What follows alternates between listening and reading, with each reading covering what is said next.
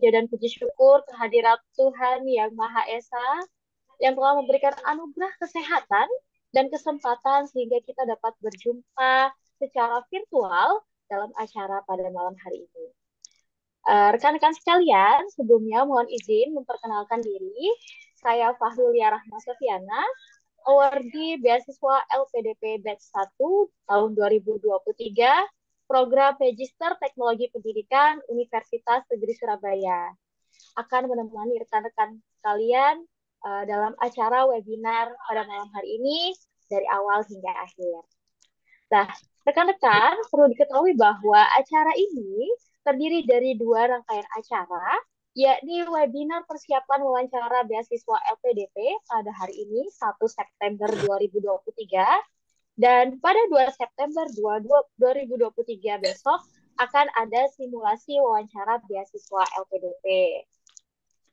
Kemudian adapun susunan acara pada malam hari ini yakni yang pertama pembukaan, yang kedua sambutan tim mentor cendekiawan desa, yang ketiga dokumentasi, yang keempat penyampaian materi, yang kelima sesi tanya jawab, dan yang terakhir penutup.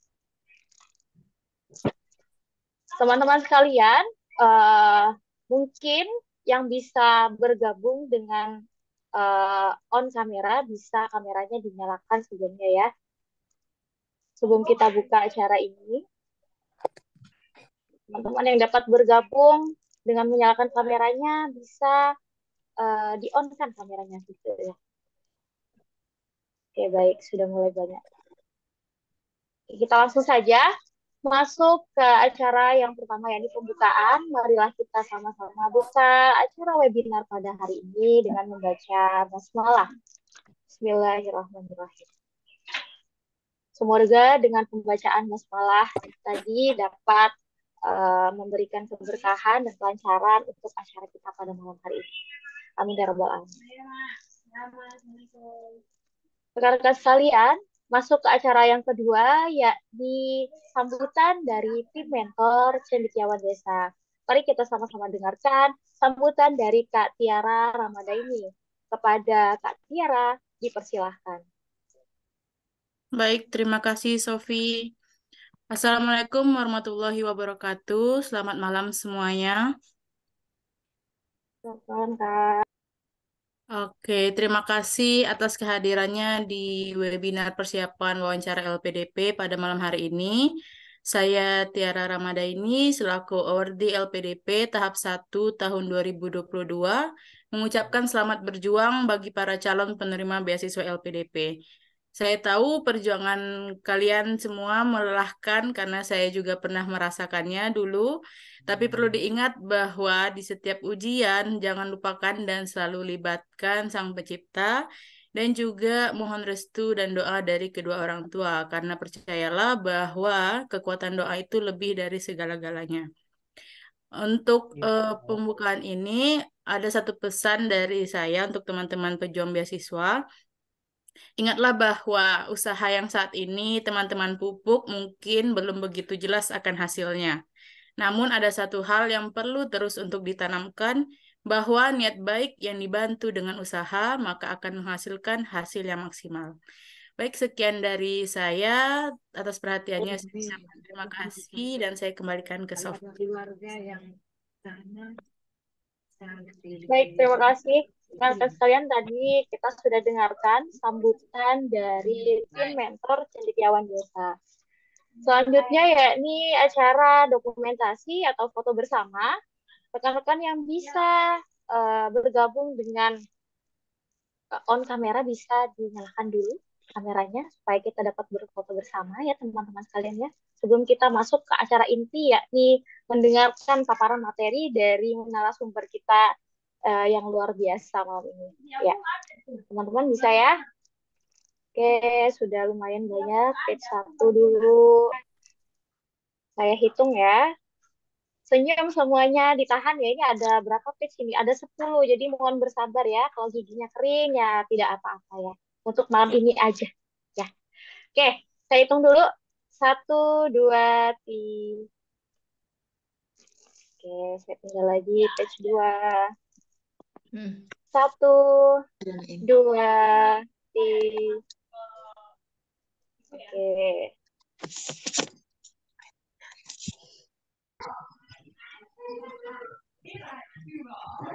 Lanjut, page 3. Page 4. Satu, dua, tiga. Oke. Bisa, berarti ini Page pecah. Akar 5. 18 itu berapa Satu, kali berapa? dua, tiga.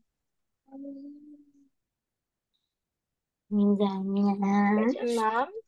Satu, dua, tiga. Oke. Page 7. Satu, dua, tiga. Page 8. Satu, dua, tiga. Oke. Page 9. Satu, dua, tiga. Oke. Terakhir.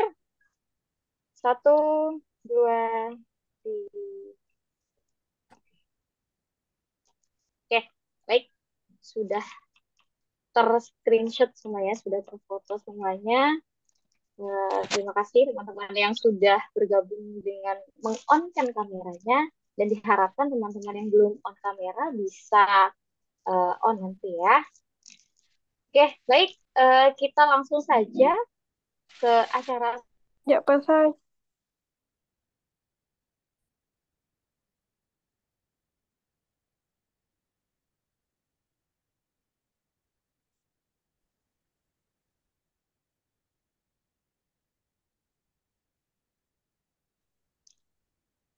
Mohon maaf, teman-teman. Apakah suara saya terdengar? Iya, terdengar Kak Sofi. Oh iya, maaf tadi saya terlempar begitu ya. Baik, saya akan bacakan CV dari dua narasumber kita pada malam hari ini. Yang pertama ada Kak Pipin Agnesia. Halo Kak Pipin, apa kabar hari ini? Halo Kak Sofi, baik hari ini. Oke. Kak Pipin adalah seorang sarjana biologi dari University of 11 Maret gitu ya. Universitas 11 Maret Surakarta. Kemudian melanjutkan S2-nya di program Magister Bioteknologi Universitas Gadjah Mada. Beliau ini adalah awardee batch 1 2023 LPDP. Nah, kemudian beliau juga memiliki pengalaman kerja sebagai research assistant di Universitas Gadjah Mada, kemudian juga research collaborator di Kyushu University Jepang, dan juga research assistant di Universitas Negeri 11 Maret. Kemudian beliau juga pernah menjadi volunteer dan juga tergabung dalam organisasi, yakni volunteer di ASEAN Para Games pada tahun 2022 dan juga Head of Research and Technology di Biotek SI dan juga Head of Scientific and Education di Himabio UNS. Wah, luar biasa sekali ini ya, Kak Pipin ini. Nah, itu tadi CV dari pemateri kita yang pertama, Kak Pipin Agnesia. Selanjutnya, kami persilahkan Kak Pipin untuk menyampaikan materinya pada malam hari ini. Silahkan Kak Pipin, waktu dan tempat. Oke, baik. Terima kasih Kak Sofi. Saya izin untuk mempresentasikan dari pematerian saya pada malam hari ini. Apakah sudah terlihat ya? Terlihat, Kak. Oke.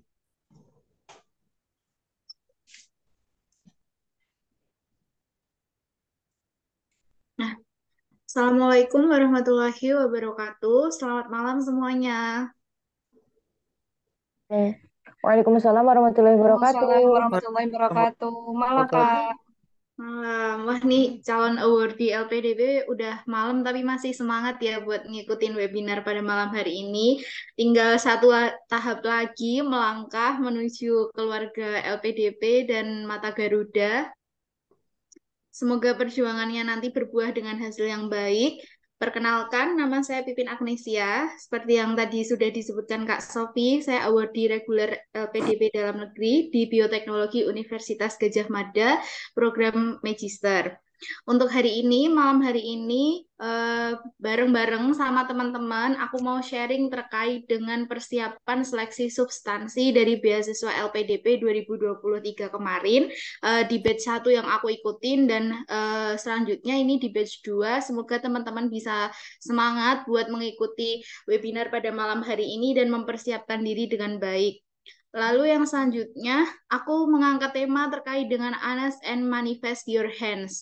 Di sini honest adalah kita berusaha untuk show, menjadi be yourself, menjadi diri kita sendiri, dan memanifestasikan your hands. Itu kontribusi kita untuk memajukan Indonesia. Nah, sebelumnya aku juga mau disclaimer dulu kalau seluruh pandangan, insight, opini yang saya ungkapkan di sini itu tidak terafiliasi dan tidak terauthorize dari interviewer LPDP secara resmi dari Kemenq. Jadi di sini saya hanya men-sharing pengalaman-pengalaman saya kemarin sewaktu mengikuti LPDP, di mana pengalaman tersebut semoga dapat menjadi manfaat buat teman-teman semua dalam belajar mempersiapkan diri untuk seleksi substansi. Pertama, informasi akurat. Kenapa aku harus bilang informasi akurat ini di bagian pertama? Karena banyak banget info terkait dengan beasiswa LPDP ini jadi simpang siur karena adanya banyak grup di WhatsApp, grup di Telegram yang banyak orang join gitu. Kadang infonya tuh simpang siur dari jawaban teman-teman. Nah, buat kalian nih yang kadang overwhelmed dan overthinking kayak yang benar di mana sih infonya gitu, bisa dicek di tiga ini. Yang pertama adalah website dari LPDP sendiri, lalu ada Instagram dari LPDP RI yang selalu memposting informasi-informasi penting terkait dengan keberjalanan proses LPDP maupun program yang diadakan oleh LPDP. Salah satu program terbaru yang sekarang diadakan LPDP adalah program double degree untuk S2 maupun S3 gitu. Lalu yang selanjutnya adalah YouTube LPDP RI ini memuat informasi atau video-video yang telah dilaksanakan oleh LPDP. Contohnya seperti welcoming dari para awardee, lalu berbagai gitu. Terus apa aja sih yang ada di seleksi substansi LPDP besok itu? Jadi besok akan ada 3 interviewer dari LPDP, di mana 3 interviewer ini memiliki peranan pentingnya masing-masing. Yang pertama adalah akademisi, yang kedua adalah praktisi dari LPDP sendiri, lalu yang ketiga psikologi. Terus materi wawancaranya apa aja sih Kak? Gitu. Nah, materi wawancaranya itu berasal dari informasi diri teman-teman masing-masing. Jadi latar belakang teman-teman itu apa, kegiatannya apa, kesibukannya saat ini apa gitu. Lalu yang selanjutnya CV dan esai yang telah teman-teman kumpulkan di tahapan administrasi di awal. Yang ketiga adalah kepribadian, your personality. Teman-teman itu adalah orang yang seperti apa sih gitu. Nah, itu nanti LPDP akan menyesuaikan kandidat-kandidat dari awardee yang akan dicari. Terus yang terakhir yang nggak kalah penting adalah komitmen dan kontribusi yang kita tawarkan ke LPDP untuk menyelesaikan permasalahan yang ada di sekitar kita ataupun permasalahan di Indonesia. Selanjutnya, aspek dari penilaian tes substansi ini saya ambil dari yang kemarin di batch 1 itu akhirnya LPDP merilis nih aspek penilaian tes substansi, apa aja sih yang perlu kita persiapkan, apa aja sih yang mau digali dari interviewer LPDP waktu tes substansi. Saya coba kelompokkan menjadi beberapa poin. Yang pertama adalah pola pikir strategis kita. Rencana kontribusi kita tuh apa sih? Permasalahan apa sih yang ada di daerah kita masing-masing gitu. Itu yang jadi salah satu faktor pembeda juga nih antara satu orang ke orang yang lain karena Indonesia kan juga banyak ragamnya, punya banyak masalahnya. Nah, teman-teman yang ditempatkan di berbagai tanah kelahirannya itu punya masalah apa sih di sekitar gitu. Nah, masalah itu punya implementasi ataupun solusi yang seperti apa gitu. Peluangnya di daerah teman-teman tuh gimana untuk menyelesaikan permasalahan itu. Terus yang kedua adalah kekuatan rencana studi. Kita harus tahu nih tujuan studi kita tuh apa gitu. Jadi jangan pernah jadikan alasan teman-teman studi lanjut itu buat tren ataupun gegayaan. Oh, aku S2 nih. Oh, aku S3 nih. Enggak, tapi eh, tujuan dari studi kita itu kita harus tahu aku tuh mau merubah ini gitu. I will be the agent dari perubahan yang ada. Terus yang kedua, program studi universitas pilihan itu juga salah satu hal yang penting gitu. Kita mau melanjutkan pendidikan di mana sih gitu. Di program studi itu ada apa? Apakah program studi itu memiliki peminatan yang mampu memprovide kita gitu. Termasuk dengan universitas yang ada. Karena nggak semua universitas kan memprovide peminatan dari program studi kita. Karena S2 itu kan akan lebih menjurus ya teman-teman dibandingkan kita sebelumnya di program sarjana. Terus yang terakhir adalah motivasi. Kenapa motivasi itu penting? Karena yang namanya studi lanjut nih, ibaratnya kita advance of the education kita itu kan bukan sesuatu hal yang mudah gitu. Aku nggak mau menakut-nakuti bahwa S2 itu akan sulit ya, tapi yang pasti adalah motivasi itu akan sangat diperlukan gitu. Ketika kita nanti misalnya teman-teman keluar negeri untuk melanjutkan studi gitu, kalian harus tetap menanamkan bahwa tujuanku di sini untuk studi, aku punya sesuatu yang harus aku kembalikan ke Indonesia nantinya gitu. Jadi LPDP itu dari Kemenq membiayai kita dengan biaya studi yang mahal nih, itu nggak cuma-cuma gitu. Jadi buat teman-teman yang nanti tujuannya ke luar negeri, jadi kembalilah ke dalam negeri, tepati janji kalian untuk LPDP, tepati janji kalian untuk merubah Indonesia gitu. Ibaratnya kita tuh sebagai awardee adalah investasi untuk Indonesia ke depannya. Yang ketiga, Iya, iya, iya. kekuatan rencana pengabdian. Nah, keterkaitan studi kita dengan karir dan kontribusi kita nantinya tuh apa gitu. Jangan sampai kita setelah selesai studi S2, oh ya udah nih aku punya ijazah Dari yang saya aku thank you. setorkan ke LPDP gitu. Lah, untuk apa ijazahnya gitu? LPDP itu mencari orang-orang yang berdampak, orang-orang yang memberikan perubahan. Tidak bisa ada ukuran bahwa dia melakukan perubahan yang besar, perubahan yang kecil ataupun sedang, tapi menjadilah orang yang berdampak untuk sekitar gitu. Lalu yang ketiga adalah kekuatan mental. Menjadi seseorang yang adaptif, menjadi seseorang yang resilience itu sangat penting di tengah perubahan ya. Banyak yang sekarang istilahnya adalah culture shock gitu buat teman-teman yang dari pulau ini ke pulau ini, pulau ini ke pulau ini, atau bahkan dari negara ini ke pindah ke negara lain. Kita harus adaptif dengan adanya perubahan itu harus gitu karena manusia itu adalah salah satu makhluk yang diciptakan untuk bersikap adaptif terhadap lingkungan gitu kan. Terus resilient. Resilient ini adalah sikap di mana kita akan tetap menjadi diri kita sendiri di tengah adanya tantangan yang ada gitu. Jadi misalkan nanti di tengah keberjalanan studi teman-teman masih merasakan ya ampun berat banget aku harus ikut A atau ikut B. Nggak bisa. Kalian tetaplah menjadi diri kalian sendiri. Keep yourself. Jadi kita harus memotivasi diri kita sendiri dengan baik gitu. Terus yang selanjutnya adalah kepercayaan diri. Nah, di tes substansi ini, setiap orang kan punya pengalaman yang berbeda-beda. Ibaratnya, kita pengen show up gitu waktu interview dengan interviewer LPDP. Aku punya ini gitu. Tapi jangan sampai apa yang kita punya, pengalaman yang kita punya, itu menjadikan diri kita tuh overconfident gitu. Overconfident dengan menawarkan, ini loh Pak, Bu, saya sudah punya A, sudah punya B gitu. Harusnya kalian menerima saya. Oh enggak, LPDP tidak akan melirik calon-calon awardee yang terlalu percaya diri. Percayalah kalau di atas langit itu masih tetap ada langit ya. Jadi jangan pernah ngerasa yang paling terdepan, yang paling diungguli, tapi jadilah seseorang yang mau memberikan manfaat ke depannya untuk Indonesia gitu. Terus kemampuan identifikasi. Kita tuh harus mampu menganalisis diri kita sendiri gitu. Kita dikenal di keluarga kita sebagai seseorang yang seperti apa, dengan teman kita seperti apa. Permasalahan yang muncul dengan social relation kita itu juga akan dilihat oleh para interviewer, akan ditanya pengalaman membanggakan apa sih yang pernah kita dapatkan gitu. Terus dari pengalaman tersebut kita tuh bisa ngasih apa gitu, termasuk dengan friksi atau permasalahan kita dengan teman, dengan keluarga, seperti itu. Terus yang selanjutnya adalah kemampuan dalam memecahkan masalah.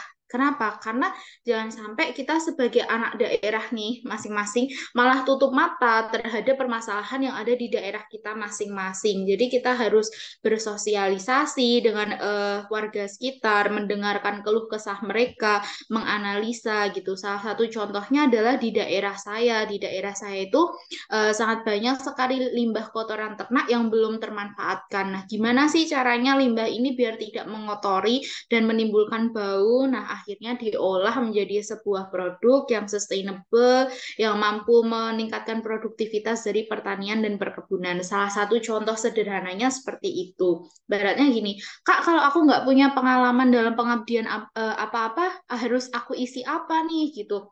Itu bisa banget teman-teman ya isi dengan hal sederhana, pernah mengikuti kerja bakti di lingkungan sekitar, atau aku pernah membantu orang menyeberang jalan gitu, ibaratnya kayak gitu sih bisa gitu. Karena LPDP tidak pernah mematok proporsi dari kontribusi kita. Kemampuan kita dalam menganalisa, meneliti, dan dari permasalahan itu harus menciptakan kreativitas dan inovasi gitu untuk permasalahan tersebut nih ke depannya akan lebih efektif diselesaikan dengan cara seperti apa. Nah, untuk menyelesaikan permasalahan tersebut kita tuh nggak bisa sendirian. Harusnya kita perlu dibantu nih sama orang-orang lain gitu. Jadi kita juga harus meningkatkan sikap dan komunikatif kita. Terus yang selanjutnya adalah konektivitas diri dan komitmen. Profil diri kita. Kita tuh punya kekuatan apa sih dalam diri yang bisa ngebuat kita bertahan sampai saat ini, ngebuat kita bertahan dalam kondisi apapun yang terjadi gitu. Terus kelemahan kita tuh apa gitu. Nah, kalau aku boleh saran nih buat teman-teman nantinya yang mau interview, jangan terlalu menyombongkan kekuatan diri kita. Jadi kayak misalkan ya Bu, terima kasih. Alhamdulillah saya seseorang yang jujur. Hal ini saya buktikan dengan seperti ini gitu. Selalu bawa kontribusi nyata yang sudah dilakukan. Jangan pernah bilang kayak, ya Bu, saya orang yang jujur. Iya, jujur kamu dinilai dari mana? Nah, kita harus lanjutkan gitu. Termasuk dengan kelemahan diri kita. Misal saya adalah orang yang terlalu overwork dalam bekerja sehingga melupakan jam tidur gitu yang menyebabkan saya menjadi ngantuk nih di saat pelajaran kuliah. Nah, itu kan jadi salah satu pertanyaan lanjutan ya. Jadi teman-teman harus menyelesaikan, ya Bu, saya adalah orang yang overwork, terus habis itu jam tidur saya berkurang, tapi saya berusaha nih untuk mengatur jam tidur saya dengan minum vitamin sehingga pada waktu perkuliahan saya dapat aktif seperti itu. Terus pendidikan dan pekerjaan ini juga penting nih. Karena nanti di LPDP juga bakal ditanyain, kenapa kamu memilih jurusan ini? Bahkan ada teman-teman yang memilih untuk lintas jurusan, itu juga nanti bakal ditanya lebih lanjut, apa yang mendasari kamu untuk lintas jurusan? Terus yang selanjutnya adalah pengalaman yang membanggakan. Sebelumnya aku udah jelasin kayak jangan terlalu membanggakan diri, tapi bilang, iya Bu, terima kasih, Alhamdulillah saya telah memiliki pengalaman ini. Dari pengalaman tersebut saya mendapatkan manfaat seperti ini yang bisa saya terapkan. Nah, kata kunci itu yang harus teman-teman elaborate sendiri dengan pengalaman teman-teman masing-masing gitu. Kesalahan yang paling berdampak. Kadang tuh banyak dari mente-mente yang kemarin mock up itu bilang, saya melakukan friksi dengan teman kerja saya, terus akhirnya seperti ini gitu. Itu juga bisa menjadi salah satu contohnya. Tapi yang pasti adalah apa yang teman-teman jawab dari pertanyaan-pertanyaan tersebut itu harus sesuai dengan CV kalian yang sudah dikumpulkan ke LPDP karena tujuan utama dari interview ini adalah si interviewer dari LPDP memastikan apa yang teman-teman tulis itu sesuai dengan yang teman-teman jawab waktu interview gitu. Terus rencana studi, program studi, universitas dan alasan pilihan, sama promotor dan bidang keahliannya. Jangan sampai teman-teman tuh mau ke program studi bioteknologi misalkan di Universitas Gadjah Mada, tapi nggak tahu nih nanti promotornya mau siapa, bidang keahliannya apa. Ya deh Bu, nanti saya searching lagi. Nggak bisa gitu. LPDP akan nanyain lanjut. Kenapa milih ini gitu? Promotornya siapa? Dia risetnya apa? Kenapa bisa mendukung kamu? Itu sampai ditanyain sedetail itu. Kapan kalian memulai perkuliahan? Ini bisa dicek di masing-masing kalender akademik setiap universitas dan program studi. Karena beberapa program studi itu memiliki intake yang berbeda, lalu relevansi dan integrasinya. Nah, nantinya penelitian kalian nih untuk sama ilmu yang kalian dapatkan sewaktu S2 ataupun S3 itu harus diintegrasikan dan dikaitkan dengan rencana kontribusi kalian yang selanjutnya gitu. Termasuk di esai. Esai ini mengangkat permasalahan apa, potensi dan metodenya seperti apa, itu bahkan ditanya gitu. Kemarin aku ditanya metodologi dari penelitian Anda itu apa, kuantitatif, kualitatif, metodenya akan seperti apa, probandus yang diambil apa, itu harus teman-teman ketahui gitu. Jangan sekedar nulis kemarin nih di esai, nulisnya poin-poinnya aja gitu, tapi ketika nanti kalian interview, kalian harus bisa mengelaborate dan menjelaskan lebih lanjut. Oh, ini loh Bu, yang kemarin saya tulis itu seperti ini. Nanti alur penelitiannya akan seperti ini gitu. Dan kedepannya akan memberikan kontribusi yang seperti ini gitu. Itu harus teman-teman jelasin. Lalu kontribusi atau komitmen kita untuk kembali ke Indonesia di bidang pendidikan, di bidang penelitian, pengembangan, pengabdian, pemberdayaan itu sangat penting. Kenapa? Ya karena memang Indonesia memerlukan itu. Kita heterogen, kita punya berbagai macam peliknya persoalan yang harus ditangani. Terus tips triknya apa sih Kak gitu? Yang pertama adalah be consistent. Selaraskan isi pada CV dan jawaban yang Anda berikan pada saat interview. Nah, ini harus gimana? Kita harus gimana biar bisa selaras? Kita harus membaca ulang, baca ulang CV-nya, pahami ulang CV-nya, analisis ulang apa yang teman-teman tulis di seleksi administrasi kemarin, kayak gitu. Terus friendly but formal. Jadi jangan terlalu selengean juga, jangan terlalu iya Bu, ini Bu gitu. Tetap formal, sampaikan dengan senyum, sapa, sopan, santun, termasuk dalam pakaian teman-teman nih nantinya.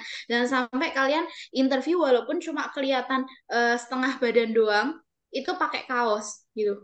Karena interview kalian tuh cuma sekali, waktu kalian sekali, dan jangan sampai teman-teman itu membuang waktu kalian dengan sia-sia gitu. Terus yang selanjutnya, talk to your interviewer in the eye. Jangan kalian nengok kanan, nengok kiri gitu. Karena di situ ada psikolognya yang bisa ngebaca teman-teman sendiri gitu.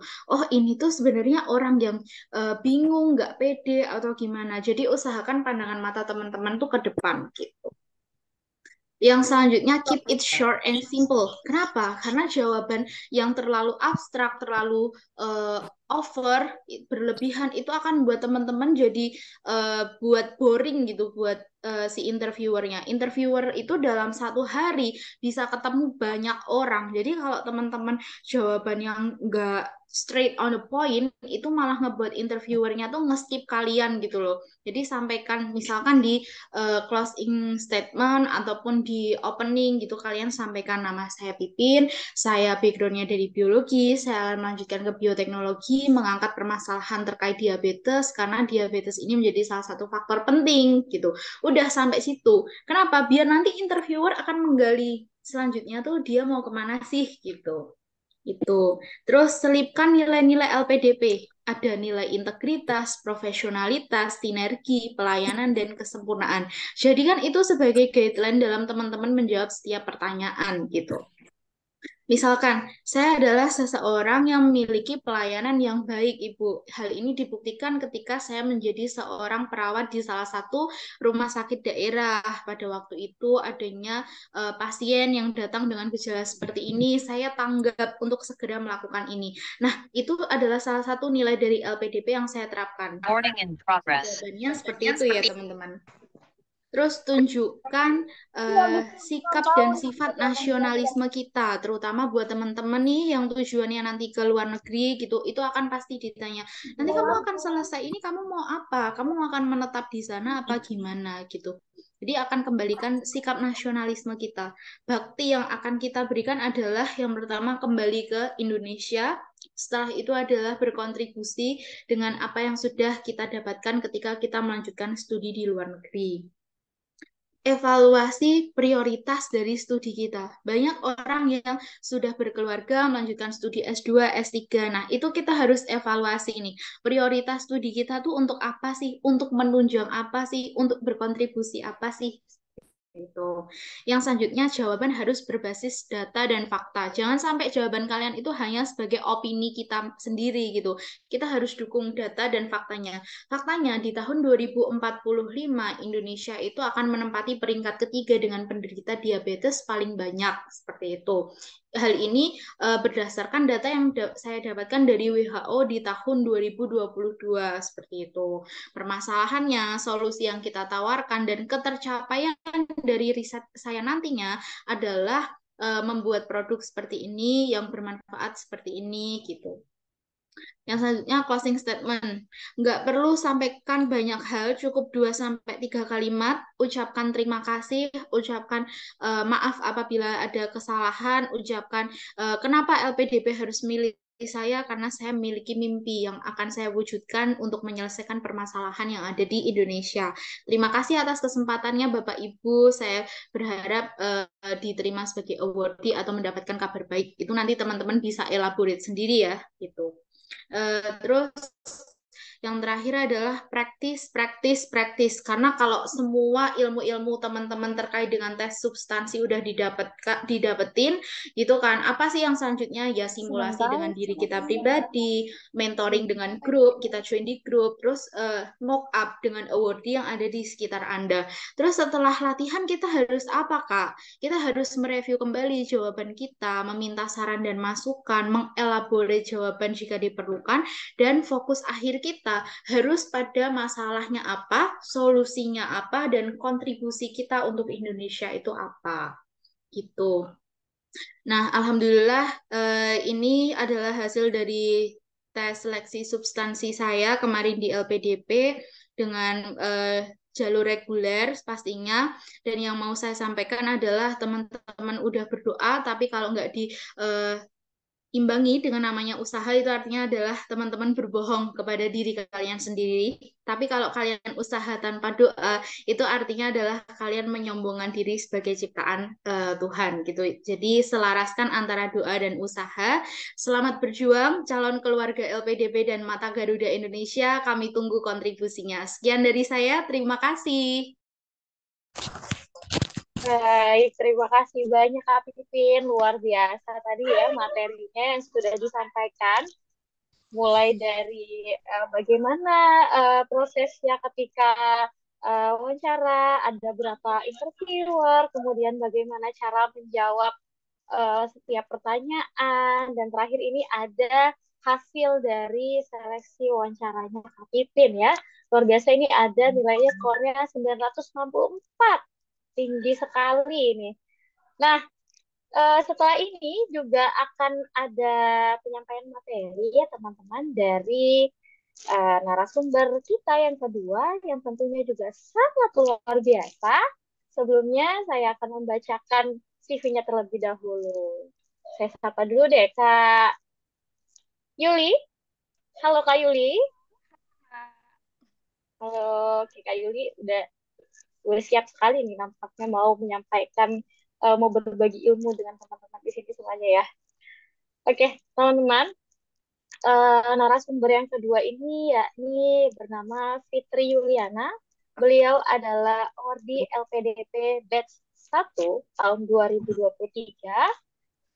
Beliau adalah lulusan dari program sastra Inggris UIN Sunan Kalijaga Yogyakarta dan saat ini beliau melanjutkan studi magister di program linguistik terapan Universitas Negeri Yogyakarta juga. Jadi setia sekali dengan Jogja ya. Jogja seistimewa itu ya Kak Yuli ya?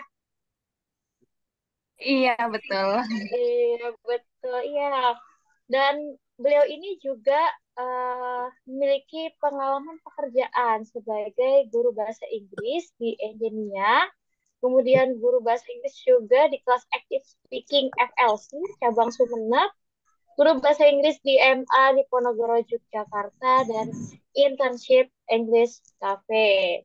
Dia juga banyak mengikuti organisasi, diantaranya menjadi ketua HMPS Sastra Inggris, kemudian wakil ketua DEMA FADIB, kemudian bendahara umum IAA Jogja, dan juga PIC Public Speaking UKM SPBA.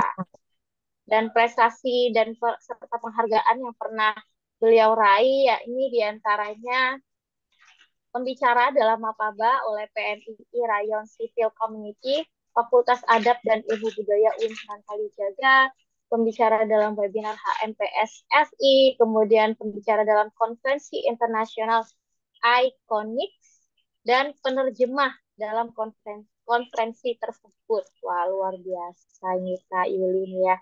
Oke, sekian tadi CV-nya. Mari kita dengarkan bersama penyampaian materi dari Kak Yuli. Silahkan Kak Yuli, waktu dan sempat dipersilahkan.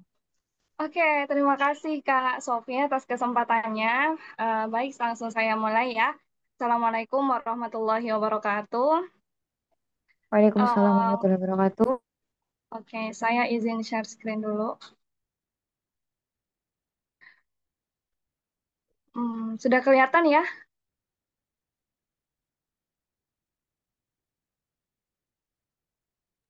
Oke. Nah, sudah kelihatan Kak. Oke, sudah ya. Oke, baik sebelumnya perkenalkan sudah ya tadi saya biasa dipanggil Yuli. Terima kasih Kak Sofi udah perkenalkan saya. Jadi di sini saya merupakan wardi LPDP batch 1 2023, baru lulus di bulan Juni kemarin dan saya dari UPNY. Sebenarnya sebelumnya selamat buat kakak-kakak semua yang sudah berhasil tiba di tahap ini, tinggal selangkah lagi to be awardee of LPDP untuk menjadi awardee LPDP. Jadi semangatnya tetap dijaga, usahanya, doanya juga tetap dijaga ya. Kalau Kak Pipin tadi memulai dengan apa namanya sebuah tema, kalau saya sebenarnya lebih ke ingin sedikit sharing saja tentang persiapan-persiapan menuju interview LPDP. Oke, sama seperti Kak Pipin tadi ya, saya ingin memberikan disclaimer bahwa the speaker is not affiliated or associated, authorized, endorsed by, or in any way officially connected with LPDP scholarships examiners. Jadi, speaker benar-benar saya di sini benar-benar hanya ingin sharing session. Saya bukan merupakan penguji LPDP atau merupakan bagian dari interviewer LPDP, jadi benar-benar hanya ingin sharing session sebagai wardi LPDP. Oke, jadi tadi mungkin sudah di-spill sama Kak Pipin bahwa di interviewer nanti akan ada 3 orang ya. Yang pertama akan ada akademisi, ada praktisi, dan ada psikolog. Ini juga udah di share di Instagram LPDP. 3 orang ini, tapi kita tidak tahu nih siapa yang psikolog, siapa yang praktisi, dan siapa yang akademisi. Jadi kalian nanti pas wawancara itu tidak akan tahu yang mana sih yang psikolog, biar aku bisa siap-siap nih kalau dia nanya aku, mau aku nanti tak pura-pura gitu. Tidak, kalian tidak tahu siapa praktisi, siapa akademisi, dan juga siapa yang psikolog gitu ya. Just prepare yourself well. Oke, Di sini saya akan memberikan timeline yang sebenarnya ini sudah kakak-kakak lalui, tapi siapa tahu kakak-kakak mungkin ada yang masih akan mendaftar di tahun 2024, tapi kebetulan join sekarang gitu ya, berarti itu sangat mempersiapkan. Jadi di LPDP itu akan ada tiga seleksi. Yang pertama itu seleksi administrasi, seleksi skolastik, sama seleksi interview. Nah, kalian kakak-kakak di sini sudah melewati seleksi 1 dan seleksi 2, tinggal seleksi 3. Sebenarnya hal penting pada bagian ini yang ingin saya sampaikan adalah prepare all your documents as early as possible ya. Silakan kalian siapkan semua dokumen kalian seawal mungkin. Terutama bagi kalian yang ingin daftar di tahun 2024. Kenapa? Jangan sampai misalkan LPDP itu bukannya bulan Februari, misalkan ya. Terus tiba-tiba kalian tes TOEFL-nya baru bulan Januari. Nah, itu sebenarnya bisa saja, nggak apa-apa. Tetapi, we never know. Hasil kita tidak pernah tahu. Apakah hasil kita itu nantinya akan sesuai dengan apa yang sudah kita targetkan, atau justru kita harus tes lagi nih. Nah, kalau harus tes lagi itu kan juga sudah menghabiskan uang, juga menghabiskan waktu, ya kan? That's why kalian harus mempersiapkan semua dokumen seawal mungkin gitu ya. Karena dokumen di LPDP itu sebenarnya nggak banyak, cuman kalau kalian tidak mempersiapkan seawal mungkin, itu juga bisa menjadi masalah gitu. Oke, selanjutnya tentang kontribusi. Nah, di sini saya fokusnya ke kontribusi ya. Kalau karena nanti pas LPDP, itu kalian akan ditanya kontribusi. Kayak sebenarnya kontribusimu nanti setelah lulus dari S2 atau S3 itu apa sih? Apa yang akan kamu lakukan untuk Indonesia? Jangan sampai, oh saya mau nganggur gitu. Jangan ya. Kalian dibutuhkan kontribusinya untuk membangun Indonesia. Nah, cara biar kalian bisa menjawab kontribusi itu dengan baik adalah you have to answer the contribution based on your essay. Jadi sebenarnya kisi-kisi dari wawancara itu enggak jauh-jauh dari apa yang sudah kalian tulis di esai sama apa yang sudah kalian cantumkan di CV. Itu tidak jauh. Jadi kalau misalkan di esai kalian bilang saya mau jadi dokter, jangan sampai pas kalian ditanya saya mau jadi psikolog. Ya, karena itu kan sesuatu yang berbeda tuh. Jadi kalian harus memberikan jawaban kontribusi sesuai dengan esai kalian gitu. Nah, yang kedua, related to your future major and has a positive impact ya. Jangan sampai kalian ngambil program studinya seperti saya, linguistik terapan, tiba-tiba kalian pengen jadi dokter. Ya, kalian nanti salah ngoperasi pasien, bisa-bisa itu. Nah, that's why you have to make the answer related to your future major and has a positive impact gitu ya. Apa ya, kayak antara prodi kalian sama kontribusi kalian itu harus sejalan. Kalau misalkan kalian prodi pendidikan, berarti kontribusi kalian dalam bidang pengajaran, ya kan? Atau mungkin yang relate dikit ya kayak mendirikan kursus, itu kan masih ranahnya dalam pendidikan. Jangan sampai kalian program studi pendidikan bahasa Inggris, tiba-tiba kalian pengen menjadi apa namanya, apa ya, dokter lah ya, yang paling gampang dokter gitu kan, itu sesuatu yang sangat berbeda gitu. Terus yang ketiga adalah short term goal and long term goal gitu. Misalkan berdasarkan pengalaman saya ketika saya sharing sama teman-teman yang lain sesama Uwardi, mostly rencana kontribusi mereka setelah lulus adalah ingin menjadi dosen. Nah, itu tidak hanya 1-2 yang ingin menjadi dosen, pasti ratusan dari sekian pendaftar yang ingin menjadi dosen. Pembedanya adalah apa? Biar kita bisa menarik si interviewer ini. Nah, pembedanya adalah kalian harus menjelaskan tujuan kalian dalam jangka pendek dan dalam jangka panjang. Bukan nggak mungkin sebenarnya, tetapi misalkan ya kalian lulus S2 atau S3 di hari ini, tiba-tiba besok langsung jadi dosen. Nah, sebenarnya bukan nggak mungkin, mungkin saja, tetapi kalian harus menjawab apa ya, kayak kalian harus menjelaskan kontribusi kalian setelah itu dalam jangka pendek apa. Oh, saya ingin menjalin relasi dulu dengan dosen di sana.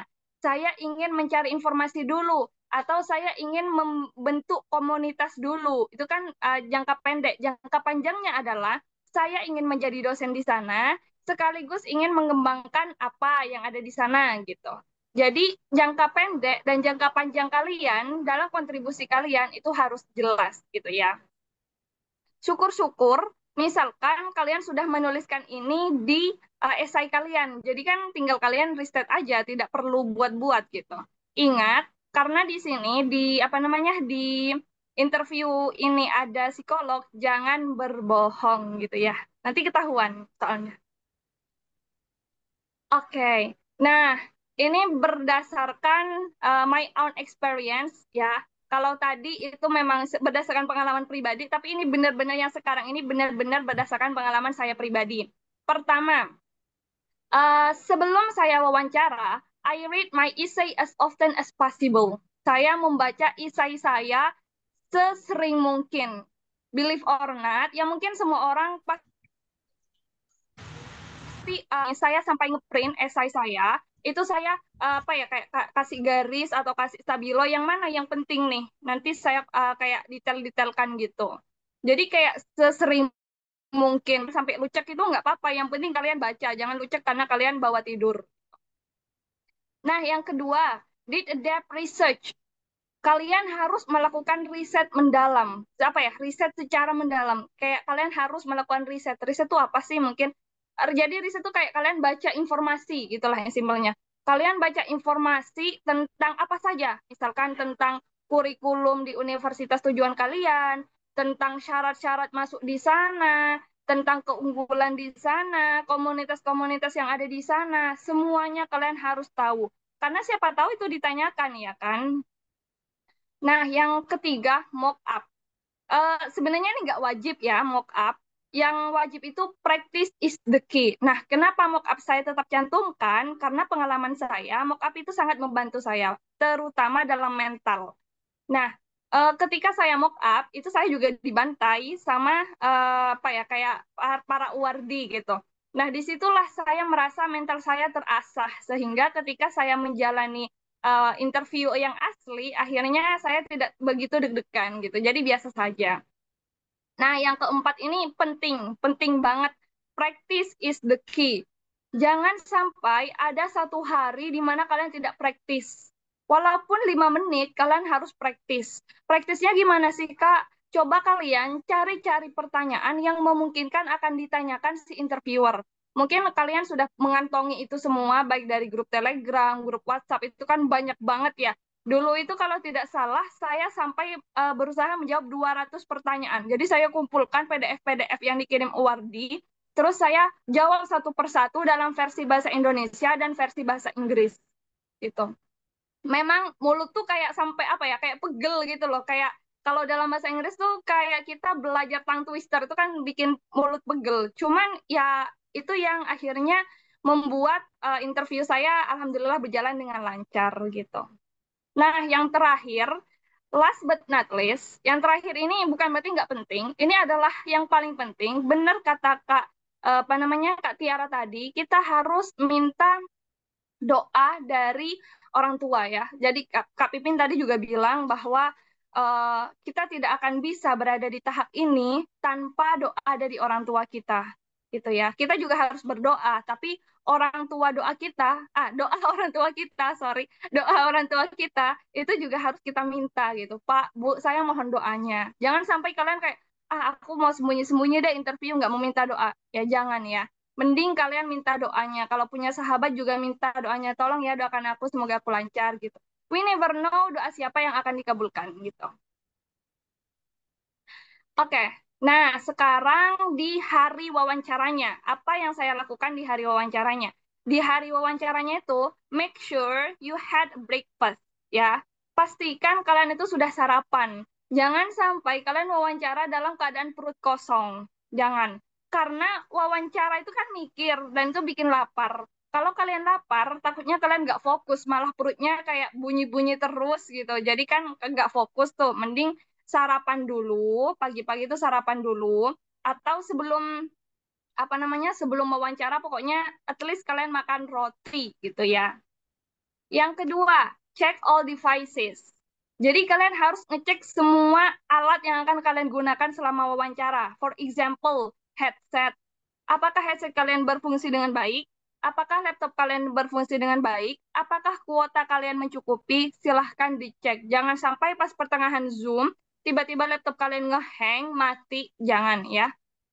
Kalau misalkan kalian eh, laptop kalian belum bisa berfungsi dengan baik, pinjam ke teman, nggak apa-apa. Jadi LPDP itu kan akan nanya kok, ini laptopmu apa laptop temanmu? Nggak, itu nggak akan ditanya. Jadi kalian usahakan pinjam dulu supaya interview kalian berjalan dengan lancar gitu ya. Nah, yang ketiga ini sama sudah saya sampaikan tadi bahwa cek di internet connection kayak jangan sampai kalian wawancara dengan koneksi internet atau kuota 500 MB yaitu sudah habis di pertengahan perjalanan gitu. Atau yang Wi-Fi, yang walaupun kalian punya Wi-Fi di rumah, kalian juga harus siap-siap kuota ya, takutnya nanti tiba-tiba mati listrik gitu kan. Nah, yang keempat, dress well and smile. Sebenarnya sebelum dress well ini saya mau nambahin jangan lupa mandi. Sebenarnya hal sepele ya, tapi kalau kalian mandi itu kan vibes-nya beda, lebih semangat gitu, nggak loyo, nggak ngantuk. Nah, mandi, pakai pakaian yang sesuai yang ditentukan, batik atau kemeja, dan jangan lupa senyum. Jangan kalian menjawab gini, baik Bapak Ibu, jadi ini. Jangan. Kayak smile. Kalau kalian kurang bisa smile, itu kayak apa ya? Nanti si interviewer ini melihat muka kalian udah bete gitu loh. Jadi kalian harus keep smile. Nah, sekedar cerita saja ya. Kemarin itu pas saya interview, itu saya sempat dipotong sama interviewer. Jawaban saya dipotong. Nah, saya bukan curiga sih ya. Menurut saya, saat itu interviewer ingin tahu ekspresi muka saya ketika dipotong itu seperti apa gitu. Mungkin, tapi kan kita nggak tahu. Nah, tapi saya tetap keep smile walaupun dipotong dan sebenarnya dalam hati itu udah amburadul, kayak ngeblank, tapi dengan senyuman itu akhirnya ya alhamdulillah tetap berjalan dengan lancar gitu. Dan yang terakhir, be humble and be the best version of yourself. Yang ramah ya. Tadi Kak Pipin juga bilang, jangan sombong. Jadi misalkan kalian adalah presma di S1-nya atau mahasiswa berprestasi di S1-nya atau apalah itu. Terus kalian kayak yang, iya dong Pak, saya pengen lulus LPDP karena saya bla bla bla bla kayak kayak overconfident gitu loh. Jangan. Kalian tetap harus ramah gitu. Kayak nanti LPDP tahu kok kalau kalian berpotensi tanpa kalian harus cerita ini itu gitu. Jadi tetap ramah dan jadi diri kalian saja. Jangan sampai kalian niru si A karena si A ini mungkin kayak gimana gitu. Jangan ya. Jadi diri kalian sendiri. Gitu. Oke, next. Nah, ini yang paling penting ya, kakak-kakak, teman-teman, bapak ibu semua. Eh, biasakan membaca, budayakan membaca. Jangan mau sesuatu yang instan, karena sesuatu yang instan adalah hanya Indomie. Nah, di sini kenapa saya bilang budayakan membaca? Saya sedikit gemas ketika ada orang nanya ke saya, misalkan nih, Yuli syarat beasiswa afirmasi itu LPDP afirmasi apa saja gitu. Ya mungkin kalau dia memang belum tahu apa itu LPDP, saya memaklumi. Tetapi, at least kita ada usaha dulu ya. Kita harus melihat di web.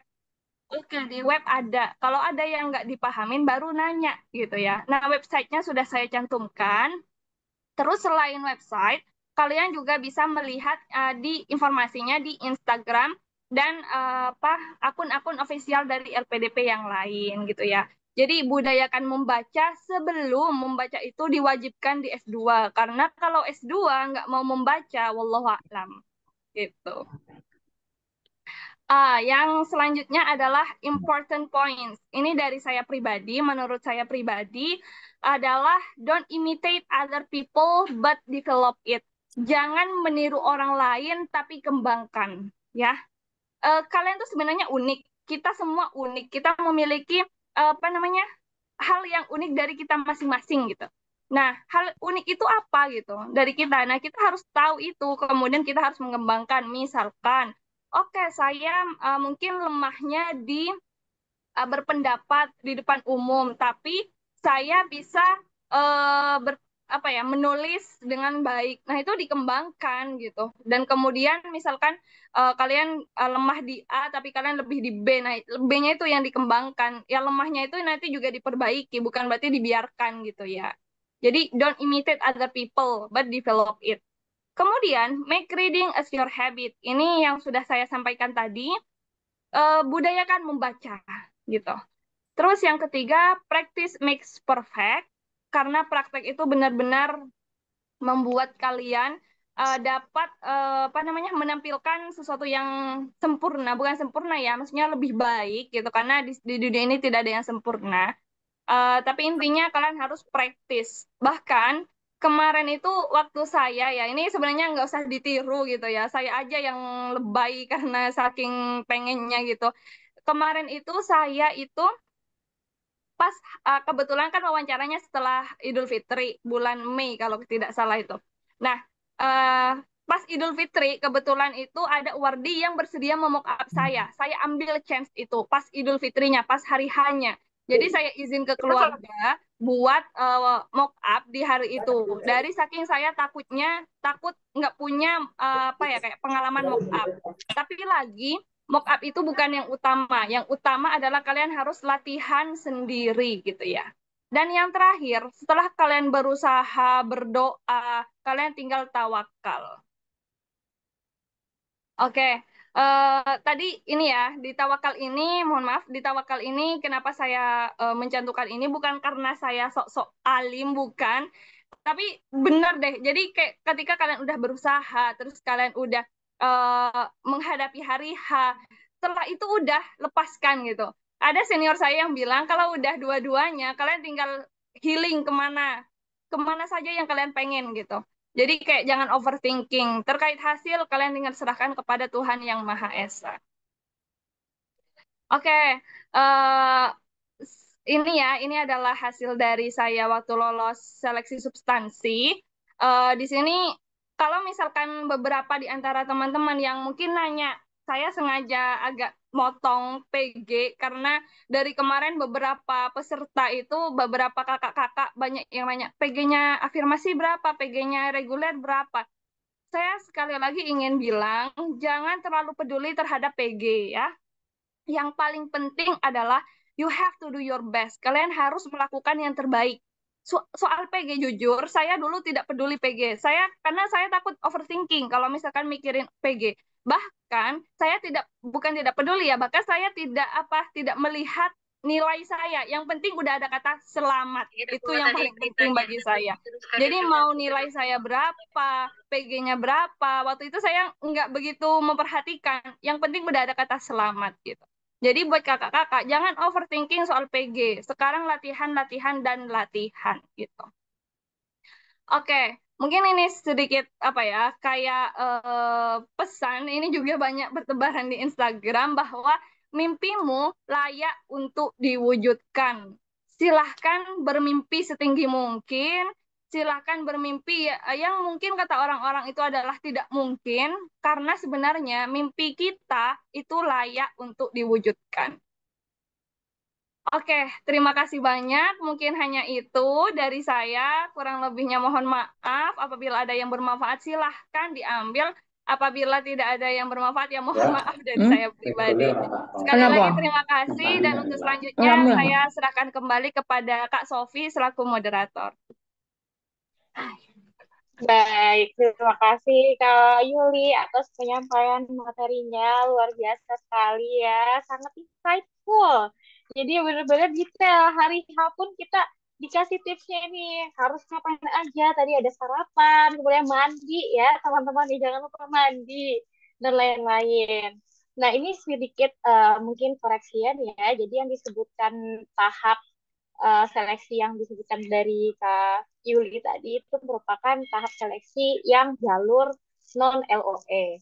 Nah, bagi teman-teman yang nanti akan mendaftar di tahun 2024, apabila sudah mendapatkan LOE dari kampus tujuan, bisa langsung mendaftar, hanya melewati 2 tahapan seleksi saja. Yang pertama, seleksi administrasi, kemudian langsung ke seleksi substansi atau wawancara ya teman-teman ya. Nah, itu tadi Makasih banyak loh Kak Yuli, ini sangat insightful ya. Saya yang udah award dia, jadi semangat banget dengerinnya lagi teman-teman di sini. Kak Pipin juga tadi sudah menjelaskan. Ya, selanjutnya nih teman-teman ya, karena waktu kita sedikit, hanya ada 20 menit untuk Q&A. Teman-teman yang ingin bertanya, boleh eh, menggunakan fitur reaction dengan raise hand ya teman-teman ya. Jadi kita akan membuka, belum, sabar teman-teman, sabar. Semangat banget ini. Jadi kita akan buka 3 pertanyaan terlebih dahulu yang nantinya akan saya langsung tunjuk ke siapa yang akan menjawabnya. Teman-teman bisa raise hand dan kemudian ketika sudah saya persilahkan untuk unmute, siapa saja yang saya persilahkan nanti silahkan disampaikan pertanyaannya ya. Sekarang diturunkan dulu raise hand-nya ya, lower hand semua dulu ya, biar adil ya. Ya, saya hitung, nanti hitungan ketiga boleh di raise hand ya, oke teman-teman. Aduh, suara Pak kerja kayak Satu, kaping ko na gusto. siap. Aduh ini di mute dulu ya. Oke baik, silakan. 1, 2, 3. Oke. Oke, ini aduh. Banyak banget ini yang menyerang. Oke, karena 3 dulu, jadi yang dapat adalah Kariska Zahra Tamira, Kanadia Safira, dan juga Kak Dini Kamilia Salma. Yang pertama ini ada Kak Rizka Zahra Tamira. Silahkan Kak Rizka. Ya, terima kasih Kak. Aku mau nanya untuk interview nanti kan semuanya full online ya. Kita diizinkan share screen nggak sih? Misalnya ditanya tentang konsep penelitian seperti itu kan akan lebih menarik kalau kita bisa share screen. Tapi saya mau nanya itu diizinkan apa tidak? Yang kedua, apakah LPDP itu punya kuota untuk penerimaannya? Ya, itu aja. Terima kasih. Oke, baik. Dari Kariska tadi ya. Kariska, tadi mohon maaf, dari mana asalnya, Kak? Belum perkenalan ya, jadi langsung bertanya nih, saking Oh iya, semangatnya nih. maaf, saya Rizka Zara Tamira. Saya apply LPDP untuk yang targeted ASN dari Bekasi. Oke, dari Bekasi. Sekarang kerja sebagai ASN, dan pertanyaannya tadi adalah apakah boleh share screen? Yang kedua, apakah apa namanya LPDP itu mempublish gitu ya berapa kuota yang akan diserap di batch 2 ini begitu ya. Iya, betul, Kak. Iya.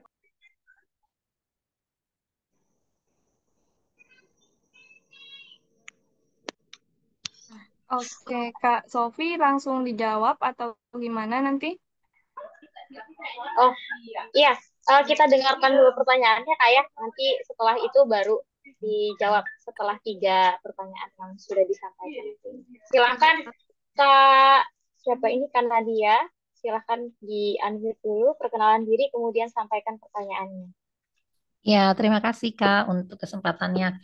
Saya Vira, saya mendaftar LPDP targeted PNS juga dari Pamekasan, Madura. Saya mau tanya mungkin langsung ke Kak Pipin ya. Tadi Kak Pipin kan sempat membahas bahwasannya ada keterkaitan antara studi dengan karir.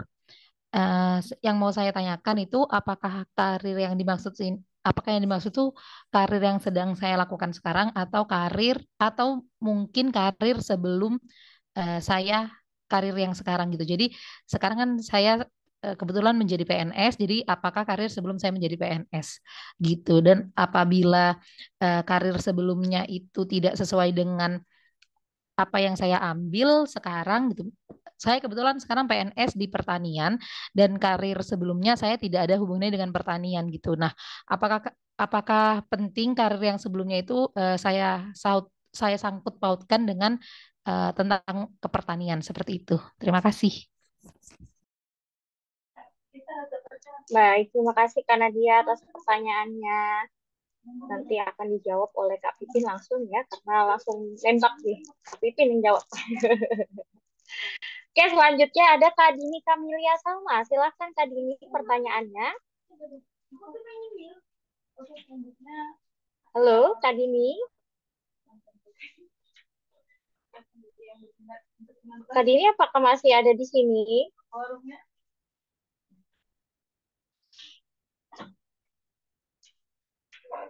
Oke, Kak Dini sepertinya tidak terhubung ya, Kak Dini. Halo. Halo? Oh iya, sudah terdengar. Silakan Kak, perkenalkan diri dan juga pertanyaannya sampaikan. Oke, terima kasih sebelumnya kesempatannya. Nggak menyangka nih, ternyata saya dapat kesempatan bertanya. Saya Dini Kamilia Salma, asalnya Surabaya. Kebetulan sebenarnya saya daftarnya untuk tahun ini itu LPDP untuk S3, jenjang S3. Narasumbernya kebetulan dua-duanya S2, tapi semoga mungkin ada pengalaman atau sharing-sharing dengan awardee lain. Yang saya tanyakan adalah ini, karena ini kan pengalaman pertama saya untuk mendaftar LPDP. Jadi masih juga agak meraba-raba bagaimana seharusnya yang saya lakukan. Yang ingin saya tanyakan adalah apakah untuk kandidat S3 pem- mempunyai sudah mempunyai promotor itu menjadi salah satu syarat yang paling menjadi syarat yang paling apa ya, yang paling dilihat untuk pemilihan awardee-nya, karena sejujurnya saya jalur LOA dan untuk saat ini saya belum memiliki promotor juga. Mungkin dari kakak pembicaranya ada uh, insight atau saran untuk saya. Apakah memang seharusnya saya menghubungi promotor terlebih dahulu atau bagaimana? Terima kasih. Oke, baik. Terima kasih atas pertanyaannya Kak Dini. Luar biasa ini ya. Sama Ibu Dokter ini dengan beasiswa LPDP. Mudah-mudahan bisa segera bergabung bersama di keluarga besar LPDP ya, Kak ya. Oke, sudah tiga pertanyaan. Tadi yang pertama pertanyaan dari Kariska mengenai share screen saat wawancara, apakah diperbolehkan dan juga apakah LPDP mempublish kuota yang diberikan untuk setiap tahap seleksi beasiswa gitu ya. Silahkan Kak Yuli mungkin bisa menjawab pertanyaan dari Kak Rizka. Oke, baik. Terima kasih Kak Sofi. Sebelumnya terima kasih Kak Rizka atas pertanyaan yang luar biasa ya. Di sini ada dua pertanyaan. Yang pertama, apakah boleh share screen? Nah, untuk share screen itu nanti tergantung pewawancaranya Kak. Kalau misalkan menurut saya ya, karena kemarin saya tidak diminta untuk share screen, jadi silahkan nanti lihat pewawancaranya dulu. Kalau misalkan pewawancaranya silahkan Mbak boleh share screen apa gitu misalkan. Nanti ya silahkan di share screen. Kalau misalkan pewawancaranya tidak minta ya sudah tidak usah gitu. Dan yang kedua, apakah LPDP mempublish kuota? Biasanya untuk kuota kemarin itu sepertinya nanti mohon koreksinya ya buat Kak Sofi dan kakak-kakak Wardi yang lain apabila saya keliru. Kemarin itu tidak dipublish kuota, tetapi waktu waktu itu penyambutan apa-apa gitu saya lupa. Intinya RPDP itu ngasih tahu total pendaftar dan yang diterima berapa gitu. Dan untuk kuotanya kayaknya tidak dikasih tahu. Apa tahu mungkin saya lupa, boleh dikoreksi ya kakak-kakak, mohon koreksinya boleh di kolom chat atau secara langsung. Gitu ya Kak Rizka. Apakah sudah terjawab Kak Rizka? Mohon maaf. Oh iya, sudah terjawab Kak. Terima kasih ya. Oke, sama-sama. Ya, itu tadi ya jawaban dari Kak Yuli. Jadi untuk share screen, saya sama sih seperti Kak Yuli. Kemarin itu tidak disuruh share screen. Wow, share screen ya oleh pewawancara. Jadi selama juga dari sharing ke teman-teman juga belum pernah ada sih yang diminta untuk share screen seperti itu, Rizka ya. Kemudian untuk kuotanya itu kalau di batch 1 kemarin memang disebutkan bahwa ada 3.000 awardee yang diterima. Jadi sekitar 18% dari total 16.000 pendaftar. Nah, kemarin terakhir saya mendengarkan Pak Dwi Larso itu, jadi di batch 2 ini semakin meningkat. Jadi mungkin totalnya dari batch 1 dan batch 2 di 2023 ini totalnya ada 33.000 pendaftar. Jadi melonjak sangat drastis dari yang pandemi kemarin 2022 ya. Jadi dan beliau juga mengatakan akan lebih banyak lagi yang diserap gitu, maksudnya diterima, tapi tidak pasti itu berapa yang akan diterima seperti itu, Kak. Oke, selanjutnya ini kita pertanyaan dari Kak Nadia tadi, relasi dari karir yang saat ini dijalani dengan karir sebelum-sebelumnya. Itu apakah penting karena karir yang sebelumnya itu berbeda ya dengan karir yang saat ini. Nah, mungkin juga bisa dijawab Kak Pipin, yang dimaksud karir yang di sini dengan studi itu apakah karir yang sekarang atau karir yang nanti ketika kita berkontribusi di setelah studi nanti masa depan. Silakan Kak Pipin. Halo Kak Pipin. Hai, Ya, oke. oke. Terima kasih Kak Nadia ya tadi ya yang tanya. Betul, betul. Ya, oke. Tadi itu aku bilang karir. Karir ini maksudnya juga sangat kompleks. Kenapa? Karena pendaftar LPDP pun banyak. Salah satu contohnya adalah Kak Nadia sendiri. Kak Nadia itu berstatus sebagai PNS. Terus habis itu karir sebelumnya PNS, terus nanti ke depannya apa gitu kan. Nah, yang paling aku titik poinkan dulu adalah di karirnya Kak Nadia yang sekarang berstatus sebagai PNS. Berarti sebelumnya sudah pernah punya pengalaman gitu kan. LPDP kan mencari kontribusi dan komitmen itu yang paling utama. Jadi kaitkan nih apa yang mau Kak Nadia lakukan, apa yang mau Kak Nadia berikan nih, misal sekarang mau ambil jenjang magister. Nah, jenjang magister 2 tahun. Setelah 2 tahun nanti implementasi dari kontribusi Kak Nadia itu apa? Itu yang aku maksud dari manfaatan studi dari kontribusi itu tuh apa gitu. Jadi studinya kemarin itu saya bisa mendapatkan ini, terus saya bisa berkontribusi ini dengan cara seperti ini, implementasinya seperti ini gitu. Hal ini akan menunjang karir saya sebagai PNS di bidang pertanian misalkan kayak gitu. Itu yang aku maksud karir bagi seseorang yang sudah memiliki profesi gitu. Itu yang aku maksud. Terus kalau misalkan yang sebelumnya itu nggak ada pengalaman untuk studi lanjut, ya coba dikaitkan Kak dengan alasan pentingnya masalah yang diangkat oleh Kak Nadia itu apa sih sebenarnya gitu. Masalahnya apa? Kak Nadia nawarin solusi apa? Nah, solusi itu harus bisa didapatkan ketika Kak Nadia melakukan studi. Setelah Kak Nadia studi, kontribusi tersebut bisa dijalankan dan dapat mendukung karir Kak Nadia ke depannya gitu.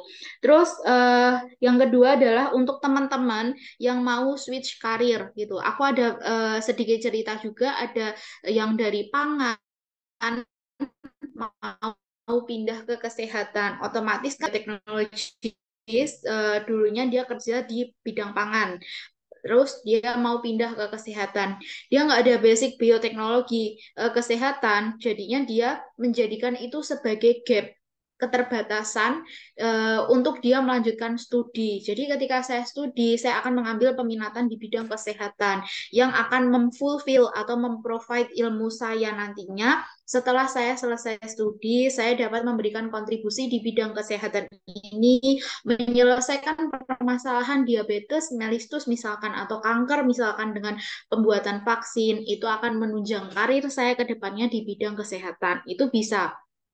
Terus yang selanjutnya adalah karir, di mana teman-teman nih sebagian yang daftar LPDP juga ada yang fresh graduate gitu kan.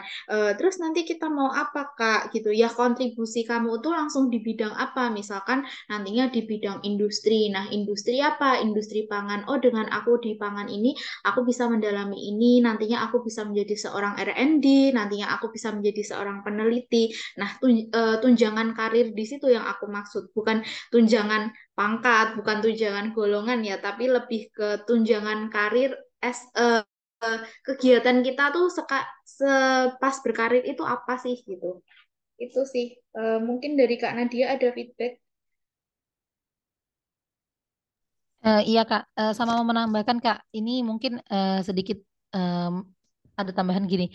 Jadi kan sebelum PNS tuh aku tuh kerja di manajerial, kerja di manajerial gitu Kak. Nah, mungkin nggak kira-kira ada pertanyaan, kenapa sebelumnya ambil kerjaan ini gitu? Terus dihubungkan, terus kenapa, kan saya ambil S2-nya di pertanian gitu.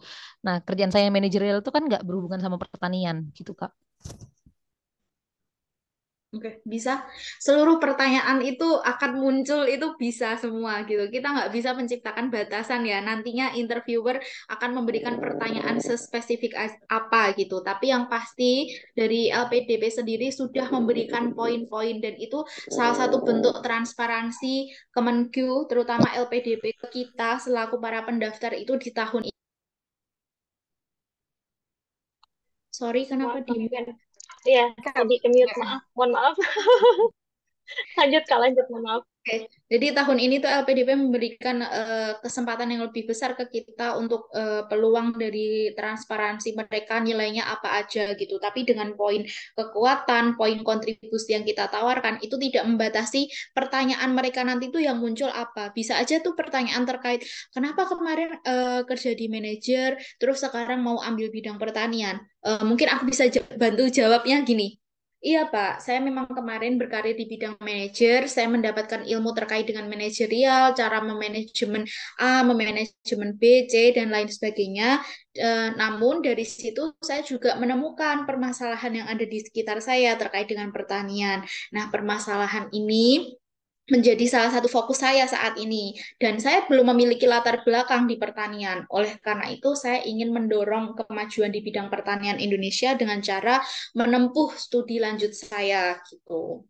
Itu sih Kak Nadia yang bisa saya bantu jawab. Terima kasih Kak Pipin, insight sekali. Thank you. Oke, sudah terjawab ya karena dia ya. Jadi itu tadi penjelasan mengenai karir dan apa ya, sedikit contoh ya, sebuah contoh untuk menjawab pertanyaan apabila nanti ditanyakan mengenai masalah karir yang berbeda bidang tersebut. Nah, kemudian kita langsung saja ke pertanyaan ketiga, ini dari Kak Dini, calon awardee program doktor. Tadi menanyakan tentang apakah promotor itu sangat penting, apakah harus ada promotor gitu ya, menjadi nilai plus kah atau bagaimanakah untuk program S3 ini, karena beliau ini sudah punya LOE namun sampai saat ini masih belum punya promotor Belum untuk punya LOE, Kak. Oh, belum punya LOE. Oh, oke. Salah Dan berarti memang saya. tidak di Belum. universitas saya itu tidak dipersyaratkan memiliki promotor, sehingga saya belum ada kepikiran untuk mengkontak promotor. Oh, baik. Oke, jadi karena di universitas tujuan studi itu tidak mewajibkan memiliki promotor ketika mendaftar, namun apakah di LPDP ini memiliki promotor itu sudah menjadi kewajiban seperti itu, Kak Pipin atau Kak Fitri mungkin bisa menjawab. Atau di sini ada kakak mentor kita yang dari program dokter, Kak Fauzan, mungkin ada di sini? Oh, tidak ada ya. Silakan, Kak. Oke, aku izin jawab ya Kak Sofi. Benar, dokter ini kan salah satu the highest education ya yang ditempuh oleh seseorang sebelum nantinya memasuki postdoc ya. Penting nggak sih Kak promotor gitu? untuk saya yang saat ini menempuh jenjang S2, I think promoter or advisor itu penting, gitu. Itu penting. Karena dulu saya juga mendaftar di jalur non-LOE, kita dikasih 3 pilihan universitas ya, dan itu saya searching banget, ini promotor yang nantinya akan membimbing saya itu siapa, penelitiannya terkait bidang apa gitu. Memang saya belum memiliki LOE, tapi saya ada usaha untuk meng-email profesor tersebut, Prof, saya memiliki minat di bidang ini, saya sedang mendaftar di beasiswa LPDP untuk jenjang magister gitu, dan saya memiliki background terkait dengan riset saya seperti ini. Bila nantinya saya mendaftar di kampus ini dengan tujuan melakukan riset ini, yang apakah Anda berkenan untuk menjadi promotor saya? Setidaknya kita ada usaha. Kenapa? Karena nantinya itu bisa aja ditanyain oleh interviewer LPDP. Saya kemarin ditanyain, kamu belum ada LOE, kamu punya 3 pilihan universitas, kamu udah ada calon promotor atau belum? Saya jawab, iya, saat ini saya sedang melakukan proses pendaftaran di universitas ini. Bidang saya di bidang ini, saya telah menemukan promotor gitu. Saya sudah mencoba meng-email beliau, beliau menjawab email saya seperti ini, itu ada ditunjukkan gitu. Jadi saya ngeprint hasil email saya itu, terus saya print, saya tunjukin, profesor saya namanya ini. Jangan sungkan untuk menyebut nama profesornya, karena di situ kenapa? Saya mencoba menembusi profesor A gitu. Ya siapa A-nya gitu, sebutin aja profesornya namanya ini gitu.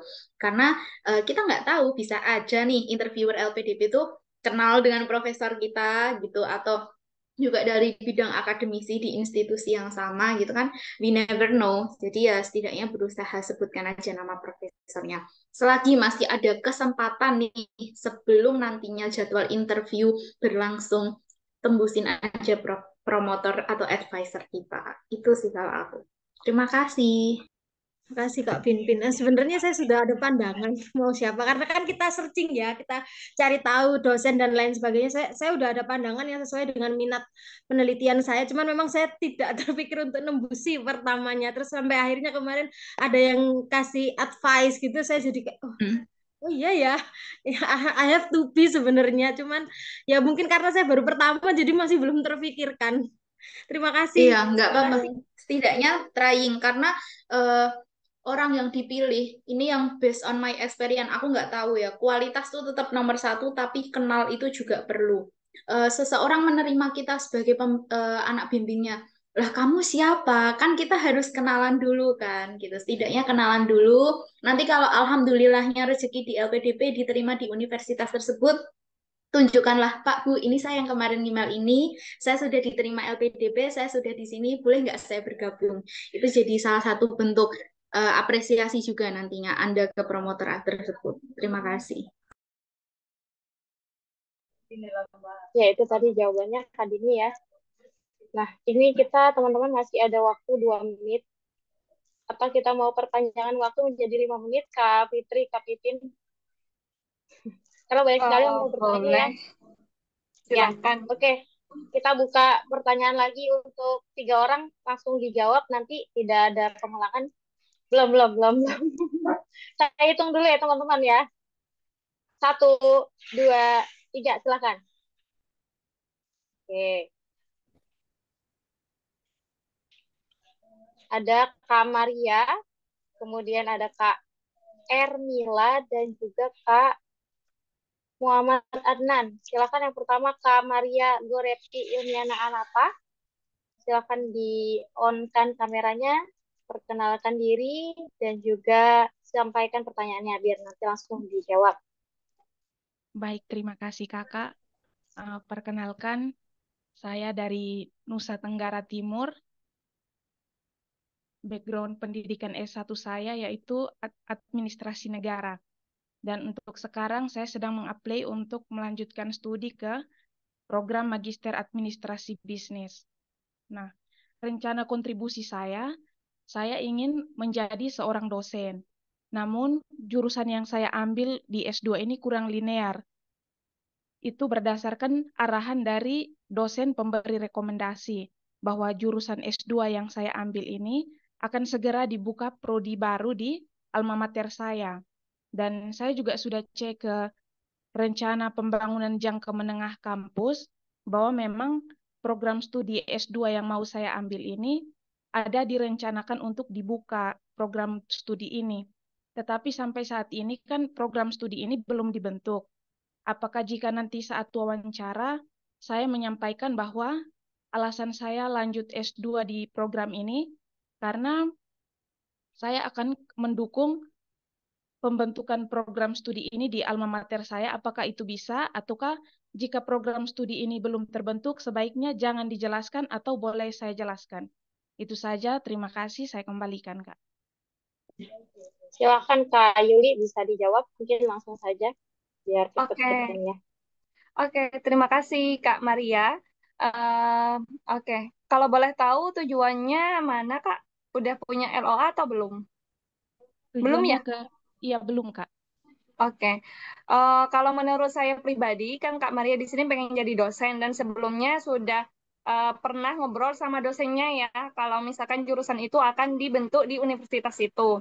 Nah, walaupun tidak linier, itu apa ya, bukan berarti nggak mungkin kita menjadi dosen karena berdasarkan diskusi saya sama salah satu cutting saya, itu sebenarnya linier tidak liniernya itu nanti diterima tidaknya jadi dosen itu tergantung universitasnya lagi ya. Jadi apa ya, kayak misalkan saya di S1-nya itu soshum, kemudian di S2-nya pendidikan. Nah, itu tuh bukan berarti nggak bisa menjadi dosen gitu. Tapi tergantung lagi kepada universitasnya, kebijakan universitas masing-masing. Kalau misalkan kita memiliki skill yang mumpuni, ya itu bisa jadi kita diterima di universitas tersebut gitu untuk menjadi dosen. Jadi jangan berkecil hati, jangan hanya karena oh tidak linear nih, saya tidak bisa menjadi dosen. Tidak, we never know ya. Siapa tahu kebijakannya akan kita kan 2 tahun lagi gitu. Siapa tahu kebijakannya 2 tahun lagi tiba-tiba kementerian itu bilang kalau oh buat jadi dosen tidak harus linear nih gitu. Kalau misalkan nggak linear ya nggak apa-apa jadi dosen. Kita nggak tahu. Bahkan kemarin saja isu yang terbaru tentang skripsi, tesis dan lain-lainnya itu kan baru kan sebelumnya kita nggak pernah menyangka itu ada gitu kan. Nah, terkait pertanyaan Kak Maria, apakah Kak Maria harus menyampaikan kepada interviewer? Kalau saran saya tidak apa-apa Kak disampaikan. Kan kita harus honest gitu ya, kita harus jujur. Disampaikan, tetapi cara penyampaiannya itu juga harus kayak mengandung nilai yang logis juga kayak misalkan Kak Maria, saya sudah melakukan riset di ini bahwa jurusan ini benar akan diadakan atau akan dibangun di universitas ini. Selain itu, saya juga sudah melakukan diskusi bersama dosen saya gitu-gitu. Nah, nanti setelah itu baru nanti Kak Maria menambahkan, oleh karena itu saya yakin untuk mengembangkan skill saya di bidang ini gitu ya. Tapi lagi Kak Maria, silakan nanti Kak Maria juga riset secara lebih mendalam tentang jurusan yang S2 ini ya, karena takutnya nanti interviewer ini akan mengejar. Kenapa nggak ngambil yang linear saja daripada nggak linear ya kan? Emang ilmumu nantinya berapa tahunnya gitu. Tapi kan pokoknya kita harus siapkan pertanyaan-pertanyaan terpahit dari interviewer gitu. Saran saya begitu Kak. Oke. Terima kasih Kak Fitri. Sudah. Oke, Sudah terjawab ya Kak Maria ya. Sudah Kak. Oke, kita lanjut ke Kak Ernila. Silakan Kak Ernila di on kameranya, perkenalkan diri dan langsung saja pertanyaannya.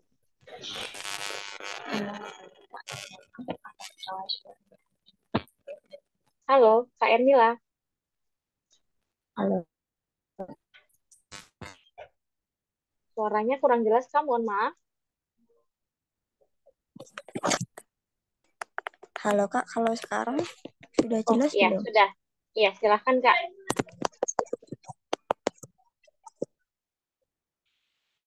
Saya agak hasilnya. Jadi pertanyaan saya itu begini Kak, kan tadi dalam penjelasannya oleh Pak Materi itu sempat ada kita harus melihat di sekitar. Kemudian saya terpikirkan, yang saya ambil itu adalah rencana kontribusi di daerah lain gitu. Saya sekolah S1-nya di luar daerah. Nah, saya mencantumkan luar daerah itu ke esai saya, Kak. Jadi kalau yang di kita sendiri, misalnya di tempat saya tinggal, itu malah hanya sedikit yang saya ambil, Kak. Jadi itu bagaimana ya, Kak, ya? Itu yang pertama. Terus yang kedua kan tadi pertanyaan terakhir interviewer. Nah, itu kira-kira kita bisa mendapat pertanyaan terakhir gitu, Kak. Itu saja. Terima kasih. Kak Pipin mungkin bisa langsung menjawab pertanyaan dari Kak Ermila. Iya, oke. Halo Kak Ermila, salam kenal. Jadi tadi pertanyaannya, aku ulang dulu, adalah ketika kontribusi yang kita ambil tidak ada di daerah asli kita. Ya, betul ya Kak ya?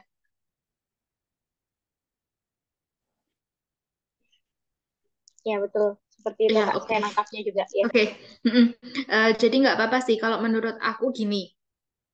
Kenapa nggak apa-apa? Karena pertama, LPDP tidak pernah mengukur proporsi besarnya kontribusi yang kita berikan. Yang kedua adalah jadilah berdampak dan bermanfaat dimanapun itu. Yang ketiga, kita menyadari adanya sebuah daerah yang mengalami sebuah masalah gitu. Terus kita aware nih dengan daerah ini. Kita punya giving attention, interest di daerah ini. Terus aku tuh punya solusi untuk permasalahan yang ada di daerah ini. Ya udah nggak apa-apa, take it. Jadikan itu fokus Anda dalam menyelesaikan permasalahan itu, sampaikan itu di esai Anda dengan sewise mungkin, dengan dukungan dari data, kenapa permasalahan ini perlu diselesaikan, walaupun itu tidak berasal dari daerah Anda, tapi itu masih di Indonesia, itu masih bisa menjadi salah satu poin Anda menunjukkan nilai nasionalisme Anda. Gitu. Ya. Untuk pertanyaan pertama udah terjawab ya, Kak Ermila ya. Untuk pertanyaan yang kedua tadi, apa ya, mohon maaf tadi di saya agak sendat-sendat. Apakah Kak Pipin atau Kak Yuli menangkap pertanyaan yang kedua dari Kak Ermila? Oh, enggak, Kak. Tadi agak itu memang agak apa kurang jelas. Mungkin kalau misalkan belum jelas boleh dikirim di kolom chat Kak Ermila atau mungkin langsung bisa di-unmute. Iya. Untuk mohon buat ya Kak, mungkin Masih karena terputus-putus kan jadi saya. suara agak Iya. terganggu. Maaf Kak, masih putus-putus. Mungkin bisa dikirim lewat kolom chat ya. Iya. Berarti kita tunggu pertanyaan kedua dari Kak Ermila ini di kolom chat ya, Kak. Kita langsung lanjut dulu ke Kak Muhammad Adnan aja ini. Langsung Kak Muhammad Adnan bisa on cam, on cam dan juga perkenalkan diri serta pertanyaannya langsung saja. Kak Muhammad Adnan. Ya, halo, assalamualaikum. Mohon maaf, ini apa namanya, jaringannya kurang stabil, jadi saya mungkin lewat suara saja. Perkenalkan, assalamualaikum warahmatullahi wabarakatuh. Nama saya Muhammad Adnan. Di sini saya langsung saja bertanya terkait dengan perkenalan diri. Nah, saya sudah pernah mengikuti tes interview pada tahap pertama kemarin, tapi gagal. Nah, di sini saya mau bertanya kepada teman-teman yang sudah sukses lolos dari awardnya, apakah poin inti yang kita sampaikan di perkenalan diri ini, hal-hal apa sajakah yang wajib kita cantumkan atau kita jelaskan?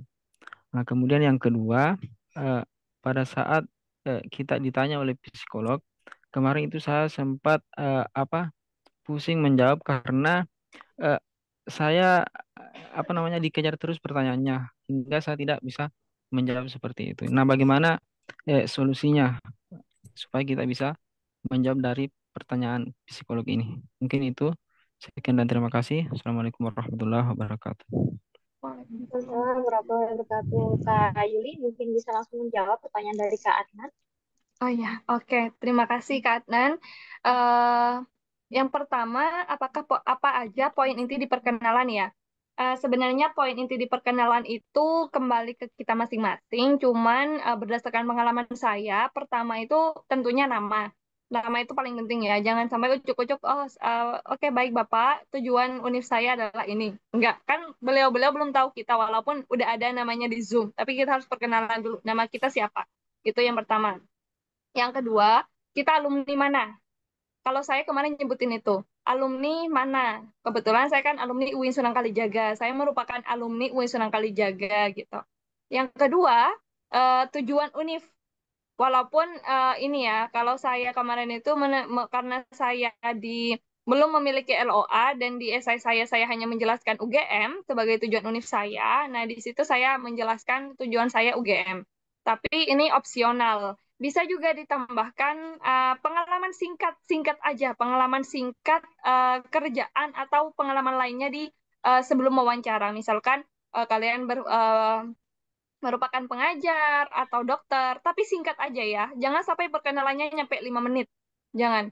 Simple tapi dapat gitu. Jadi tergantung ya Kak. Dan yang penting nama itu yang paling penting sih menurut saya. Nama sama background pendidikan. Nah, untuk yang kedua, pertanyaan yang kedua, ya berarti dikejar terus ya sama si interviewer ini waktu di psikolog. Nah, memang ada beberapa interviewer yang ngejar kita ya. Jadi misalkan kita jawab, saya merupakan orang yang dapat memanage waktu gitu dalam psikolog gitu. Terus nanti psikolog nanya, memanage waktunya gimana Mbak gitu. Memanage waktu seperti ini, loh kok bisa gitu? Jadi kayak difilsafatin gitu lah istilahnya ya.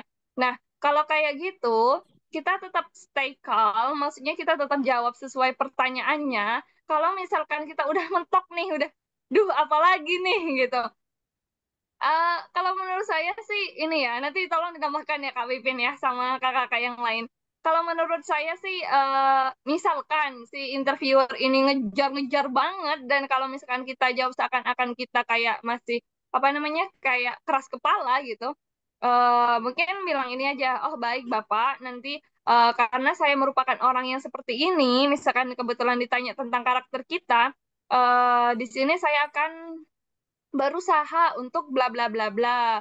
Terima kasih atas sarannya gitu-gitu. Jadi kita tetap stay humble, jangan sampai kita kayak kurang tahu Pak, saya nggak tahu. Pokoknya saya nggak tahu, jangan. Pokoknya stay humble dan juga kayak intinya kayak di situ bukan nyerah ya, bukan nyerah. Dan di sini bukan nyerah terhadap pertanyaannya, cuman kayak lebih ke menunjukkan bahwa walaupun di situ Kak Adnan nggak tahu jawabannya, nanti setelah wawancara Kak Adnan akan mencari jawabannya. Jadi di situ ada usaha yang Kak Adnan akan tunjukkan gitu. Kalau menurut saya ya, karena memang ada beberapa interviewer yang ngejar berdasarkan sharing saya juga sama teman-teman itu, teman-teman Wardi, kadang mereka dikejar banget gitu sampai mereka mentok dan akhirnya mereka nyerah sama pertanyaannya.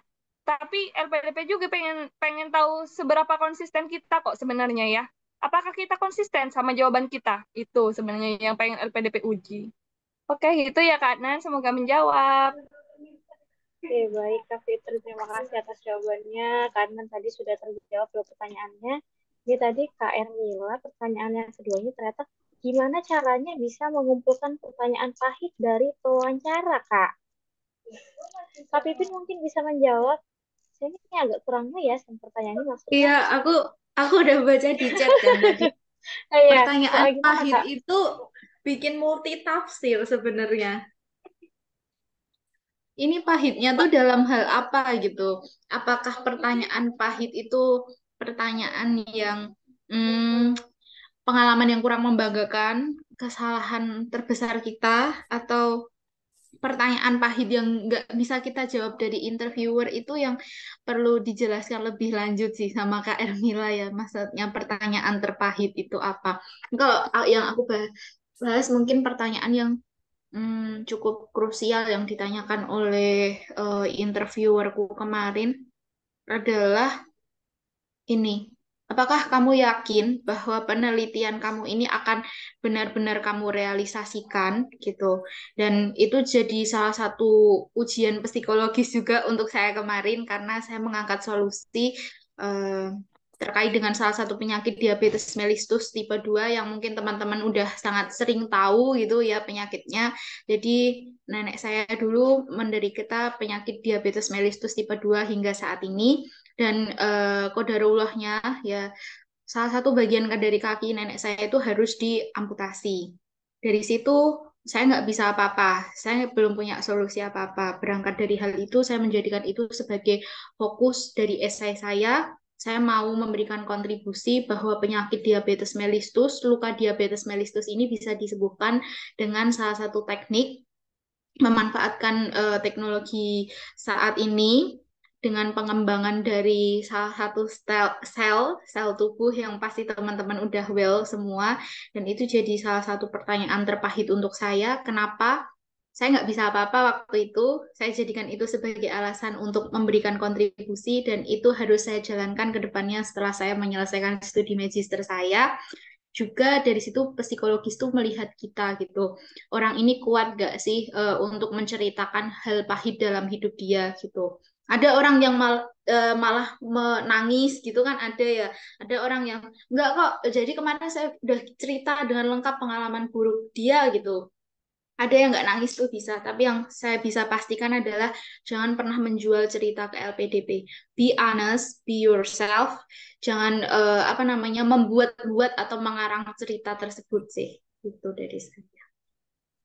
Oke, terima kasih Kak Pipin. Baik, teman-teman, ini waktu sudah menunjukkan pukul 21:11 ya.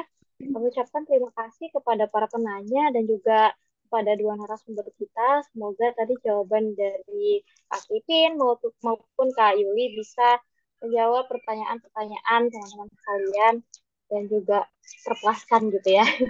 Dan untuk teman-teman yang lain, mohon maaf kami sampaikan bahwa karena keterbatasan waktu, jadi pertanyaan yang ingin ditanyakan tidak bisa dijawab dalam kesempatan kali ini. Mungkin nanti teman-teman bisa bertanya melalui kolom komentar di feed Instagramnya Cendekiawan Desa, atau juga bisa mengikuti kembali event-event yang diadakan oleh Cendekiawan Desa, seperti itu ya. Atau bisa nih langsung japri atau DM ke Kak Pipin atau ke Kak Yuli atau kakak-kakak mentor lainnya di Cendekiawan Desa, karena tadi sudah di-share ya akun sosial medianya. Nah, itu tadi sesi Q&A ya bersama dua narasumber kita. Namun sebelum ditutup, ini akan ada penyampaian tambahan dari Kak Tiara Ramadaini. Silakan Kak, dari tim mentor Cendekiawan Desa nih beliau ini. Silakan Kak Tiara. Oke, baik, terima kasih Sofi. Sebelumnya aku di sini izin ya ke Kak Pipin sama Kak Yuli mau nambahin jawaban ya. Kebetulan tadi ada yang relate sama pengalaman pribadi aku untuk Kak Rizka sama Kak Maria. Tadi Kak Rizka itu nanya terkait share screen ya. Kalau aku dulu pas batch 1 tahun 2022, aku mendaftar di jalur non LOE. Nah, kebetulan pas wawancara, aku udah pengumuman dari kampusnya. Jadi otomatis aku udah dapat pengumuman, tapi belum ada LOE. Nah, pada saat itu aku diminta untuk buktinya mana gitu kan. Terus aku tanyain apakah boleh aku kirim lewat file atau lewat share screen saja. Terus kata pewawancaranya, boleh share screen aja, kami mau lihat, kata ketiga orang interviewernya. Nah, akan tetapi ini dengan catatan sebelum sebelum interview itu aku udah mempersiapkannya dalam satu folder. Jadi pas share screen itu udah langsung terbuka gitu apa yang mau aku tunjukkan. Jadi nggak cari-cari lagi di mana filenya gini-gini karena itu take times banget kan. Terus juga kalau untuk yang kedua, untuk kuota itu sebenarnya ada. Karena waktu itu aku pas PK disampaikan oleh Pak Dwi Larso itu bahwa kuota LPDP itu sebenarnya ada. Tapi nggak pernah dikasih tahu berapanya. Dan juga disampaikan bahwa setiap batch-nya itu tidak pernah sampai kuota yang ditargetkan oleh pihak LPDP. Nah, jadi masih banyak yang belum memenuhi kualifikasi. Nah, pesan aku untuk teman-teman jangan pikirkan target atau kuotanya yang berapa diterima oleh LPDP, tapi berilah kualitas terbaik dari diri kalian gitu.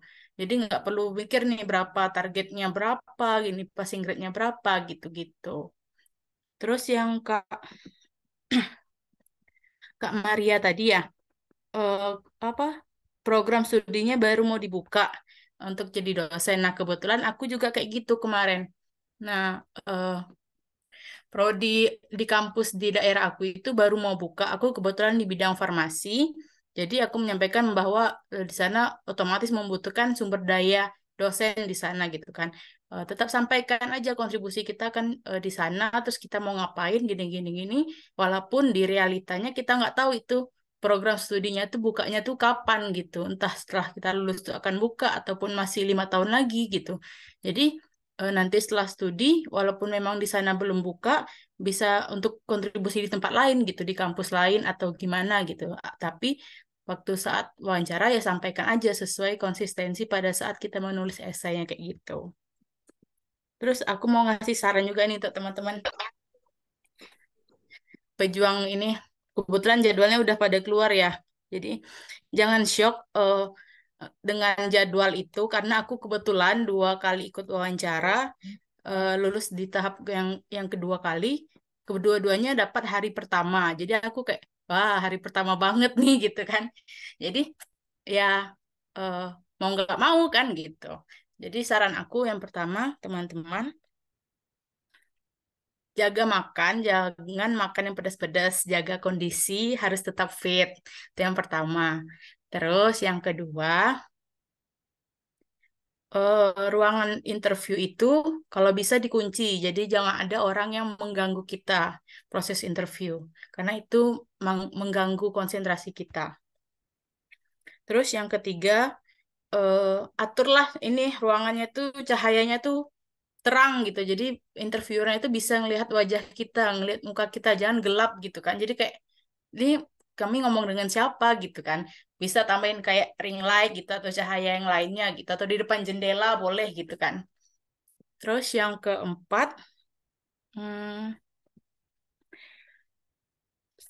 jangan minum kopi. Nah, ini aku juga kesalahanku dulu, aku minum kopi karena aku suka minum kopi kan. Jadi pas wawancara kan kita nggak boleh kemana-mana tuh. Harus standby di depan kan, nggak boleh izin ke toilet. Kalau minum kopi kan kita sering ke ini kan ke toilet kan. Jadi kayak, aduh ini aku bolak-balik terus nih ke toilet dari tadi. Nanti gimana ya pas wawancara. Jadi itu jangan minum kopi pada hari itu gitu. Terus banyak ya sarannya, tapi ini berdasarkan pengalaman aku dulu ya teman-teman. Terus yang kelima, sebelum mulai wawancara, mungkin bisa teman-teman dengar lagu favorit teman-teman untuk memicu semangat eh, dalam menjawab. Jadi kita udah semangat gitu, jadi nggak loyo gitu. Kayak aku dulu tuh ya dengar aku satu album karena aku ngefans sama One Direction, jadi aku dengerin satu album tuh sejam sebelum wawancara aku dengerin lagu biar aku semangat gitu kan. Jadi kita terpacu gitu. Terus yang terakhir, untuk teman-teman, khususnya yang teman-teman Muslim tuh jangan lupa ibadah, sholat wajibnya, terus juga sholat malamnya di 1/3 malam gitu. Kita harus kayak ya curhat gitu. Kita butuh ini untuk lanjut studi gitu. Curhat aja sama Allah gitu kan. Ya Allah ini curhat gitu kan. Itu jangan sampai tinggal. Terus juga berbuat baiklah sama orang lain gitu. Bersedekah teman-teman. Kita nggak tahu doa doa siapa yang akan terkabulkan, maka itu kita sebagai manusia harus berbuat baik kepada sesama gitu. Oke, sekian dari aku Kak Sofi, Kak Pipin dan Kak Yuli. Wah, terima kasih Kak Tiara. Baik, terima kasih Kak Tiara atas Thank Kak you, tambahannya. Sofi, Kak. Ya, Kak Sofi, aku bisa menambahkan iya. sedikit ya. Oh iya, boleh. 1 menit Ya, ya, Kak? ya, boleh 1 menit banget ini. Iya, iya, oke.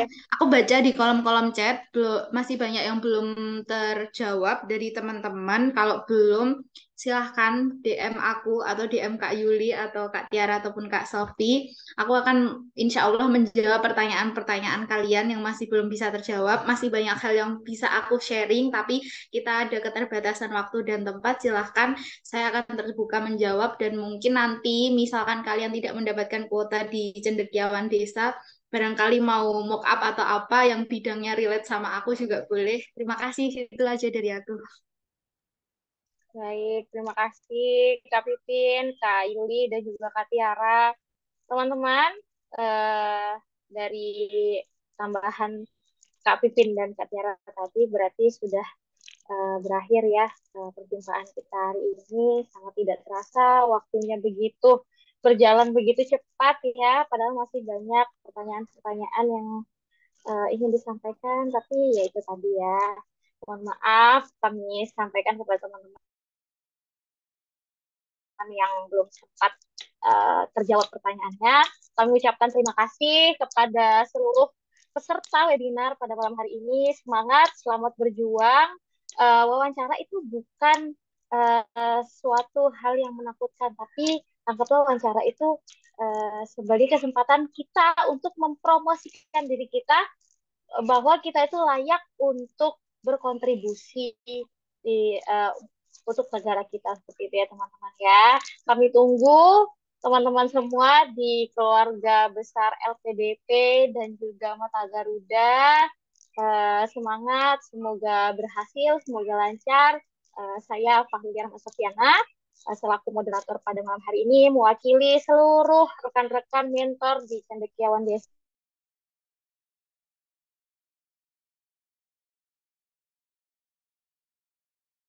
Mohon maaf apabila terdapat, dan jangan lupa teman-teman besok bisa bergabung di mock up interview yang akan dilaksanakan pada 2 September ya teman-teman ya. Terima kasih kami ucapkan selamat malam